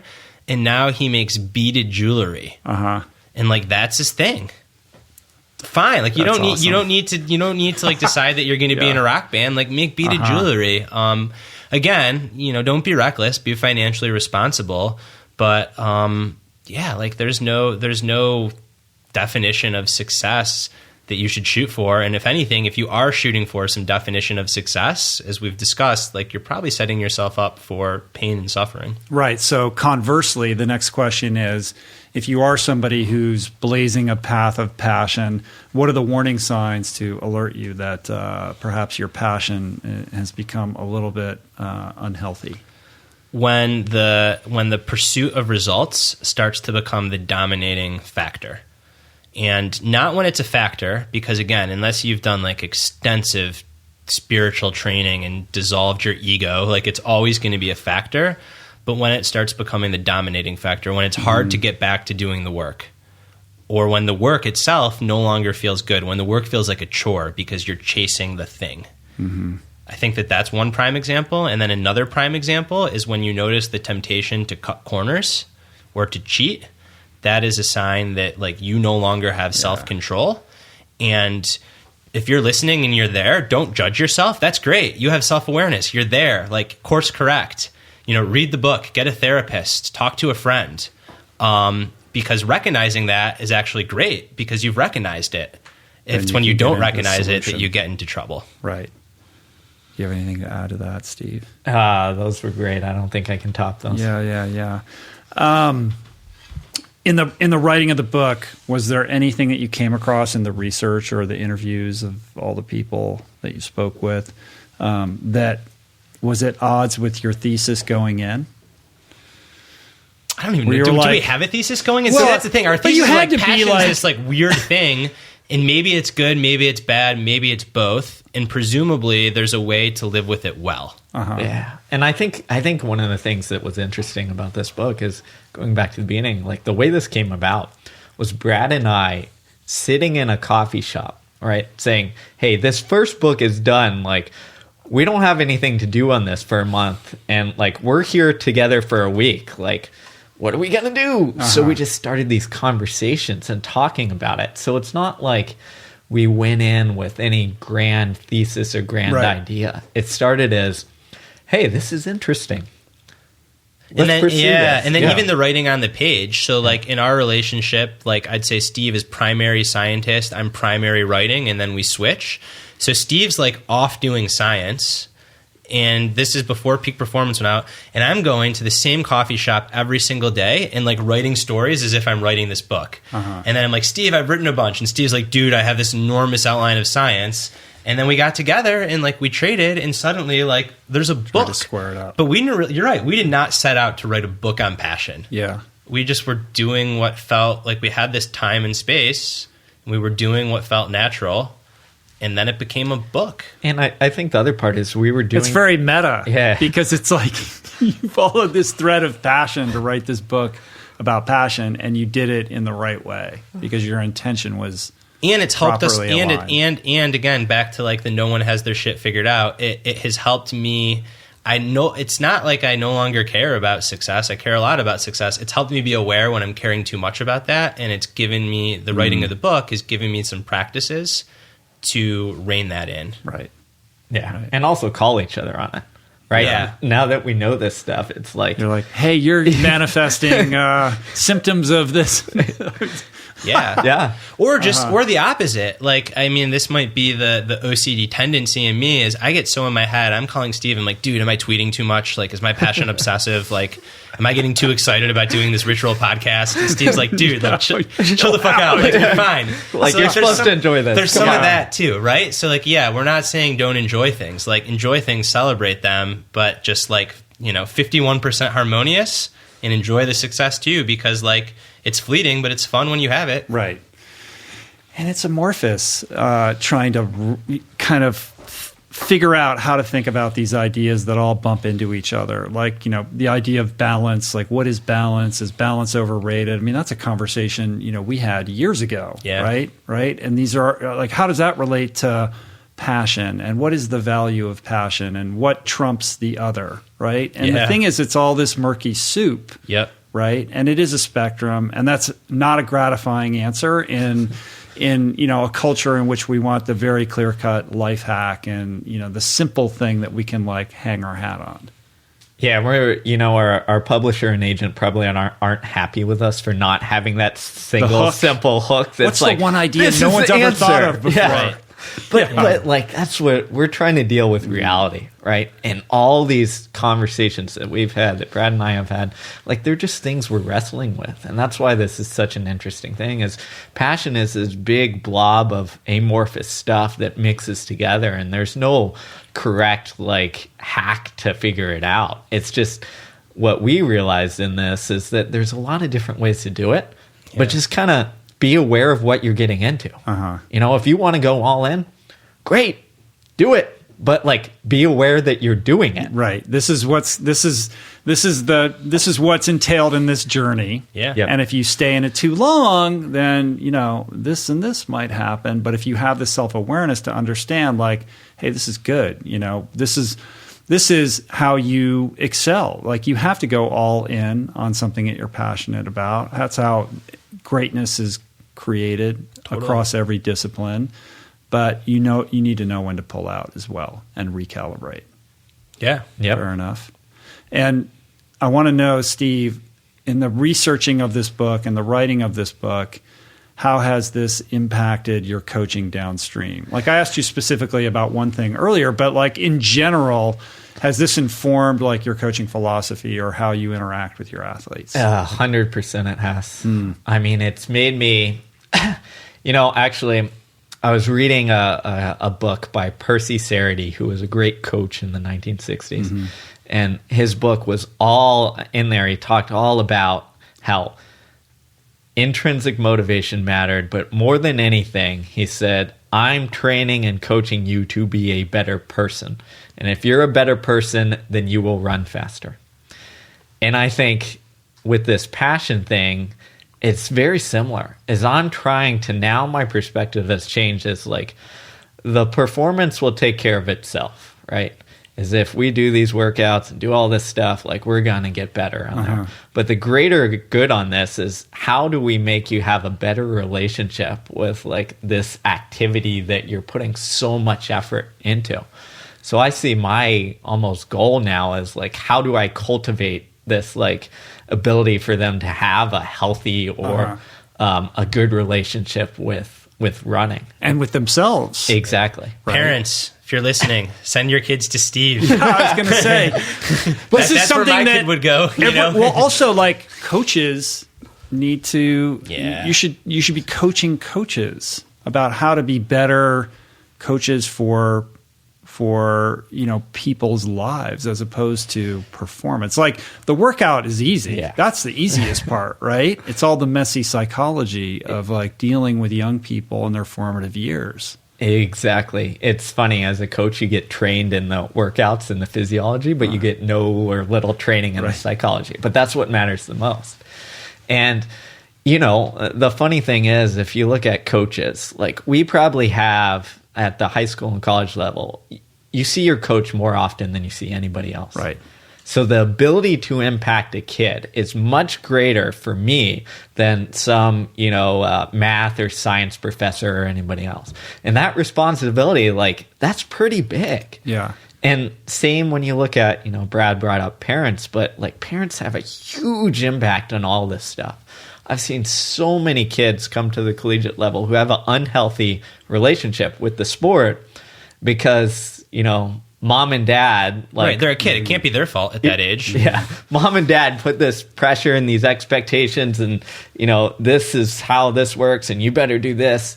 And it just creates this unhealthy relationship, which then I have to unravel. Yeah. How do you unravel that? That's the mystery. That might be a hour-long conversation, another podcast there. Yeah, but it's so important, and I think it is true. There's no barrier to entry, essentially, to anybody saying they're a coach. I mean, obviously there's certifications and things, all that kind of stuff. But the fact that the psychological aspect of it, which is the gravamen of what you're doing, is something that is not trained at all, is insane. Oh, it's crazy. I mean, it's completely backwards, and it's something that should be. And slightly more removed than Steve looking in, there's also this perverse incentive, especially in college, where what is good for the kid over 20 years might not be good for the kid's performance over 4 years. Mm-hmm. So it's like chasing quarterly profits instead of long-term growth. Right. And it's real easy for a college coach, we talked about this in our first book, to burn the crap out of a kid. Kid runs great in college, and then the kid's first pro meet, there's nothing left in his or her legs, and they're done. Or it's, not even a pro meet. It's like you burn them for 4 years, and then they have a horrible relationship with the sport and never want to do it again. Never want to do it, and then you have this resentment and this whole other psychology that is there. We got a lot of problems we got to solve. Read the book though, and practice your passion. That's right. It is a positive. It's a positive book, but I think it addresses something that there's a lot of delusion around, and says, hey, like it's not so simple. And yet, as Steve said, there are these practices that can help you navigate the path. Yeah. It's very helpful. It's very instructive. It's easy to read, and it's laced with all of these real life examples to illustrate the points that you're making. And I found it to be very impactful. You guys did a great job with this book, so I'm super excited that it's finally going to get out there. You also have amazing blurbs from really cool people. Like, didn't Daniel Pink give you a blurb? Yeah. And who else? Shalane Flanagan so we're proud of that because cool. She embodies this stuff. Yeah, of course, man. The perseverance and the passion over the long haul. Yeah. Right? Bingo. You know what I mean?